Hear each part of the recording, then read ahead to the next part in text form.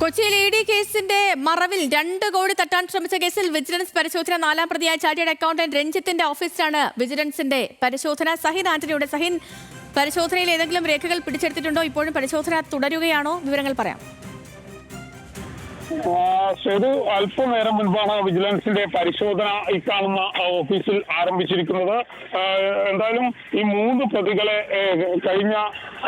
വരുന്ന 5 ദിവസത്തേക്കാണ് കസ്റ്റഡിയിൽ വിട്ടു നൽകിയിരിക്കുന്നതും 5 ദിവസത്തേക്ക് കസ്റ്റഡിയിൽ നൽകുമ്പോൾ വിജിലൻസിനെ സംബന്ധിച്ചിടത്തോളം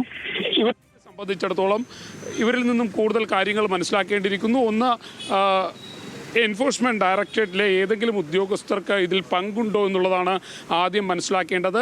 അതിൽ തന്നെ ഇവരുടെ പങ്കിനെക്കുറിച്ച് അന്വേഷിക്കുമ്പോൾ തന്നെ 1ാം പ്രതിയായിട്ടുള്ള എൻഫോഴ്സ്മെൻറ്റ് അസിസ്റ്റൻറ്റ് ഡയറക്ടർ ഇദ്ദേഹം ഏതെല്ലാം രീതിയിലാണ് ഈ പറയുന്ന പ്രതികളുമായി ബന്ധപ്പെട്ടിരിക്കുന്നത്, ഫോൺ മുഖേന മാത്രമാണോ, ഇവർ തമ്മിലുള്ള സാമ്പത്തിക ഇടപാടുകൾ നടന്നിട്ടുണ്ടോ എന്നെല്ലാം കാര്യങ്ങൾ മനസ്സിലാക്കേണ്ടിയിരിക്കുന്നു. ഒപ്പം തന്നെ രഞ്ജിത്ത് വാര്യരുടെ വീട്ടിലും ഒപ്പം തന്നെ ഓഫീസായി പ്രവർത്തിക്കുന്ന ഒരിടം കൂടിയാണിത്. അവിടെയാണ് വിജിലൻസ് രാവിലെ മുതൽ പരിശോധന ആരംഭിച്ചിരിക്കുന്നത്. വിജിലൻസിൻ്റെ ഏതാനും ചില ഉദ്യോഗസ്ഥർ രാവിലെ 11 മണിയോടുകൂടി ഈ ഓഫീസിലേക്ക് എത്തുകയായിരുന്നു. ഇവിടെ പരിശോധന അവർ ആരംഭിച്ചിട്ടുണ്ട്.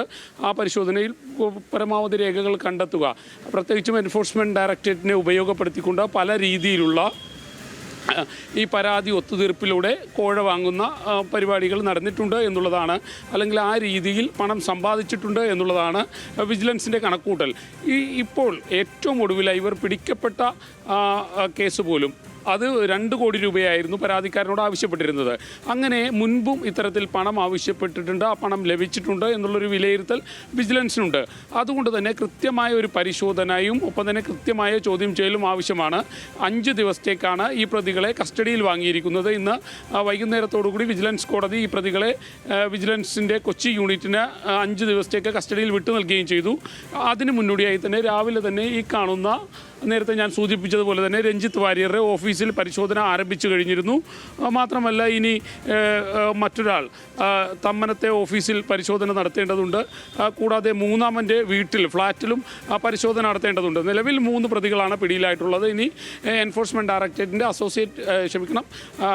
അസിസ്റ്റൻറ്റ് അദ്ദേഹം കൂടി, ആ ഓഫീസർ കൂടി പിടിയിലാകാനുണ്ട്. അദ്ദേഹത്തെ ചോദ്യം ചെയ്യുന്നത് സംബന്ധിച്ച് കൃത്യമായി ഉദ്യോഗസ്ഥർക്ക് അദ്ദേഹത്തെ ചോദ്യം ചെയ്താൽ മാത്രമേ ഇത് സംബന്ധിച്ചുള്ള കൂടുതൽ വിവരങ്ങൾ ലഭിക്കുകയുള്ളൂ. സേതു. ഓക്കെ സഹിൻ, വ്യക്തമാണ്. കൊച്ചി ഇ.ഡി. കേസിന്റെ മറവിൽ 2 കോടി തട്ടാൻ ശ്രമിച്ച കേസിൽ വിജിലൻസിന്റെ പരിശോധന തുടരുകയാണ്. സഹിൻ ആന്റണിയാണ് കൊച്ചിയിൽ നിന്നും വിവരങ്ങൾ നൽകിയത്.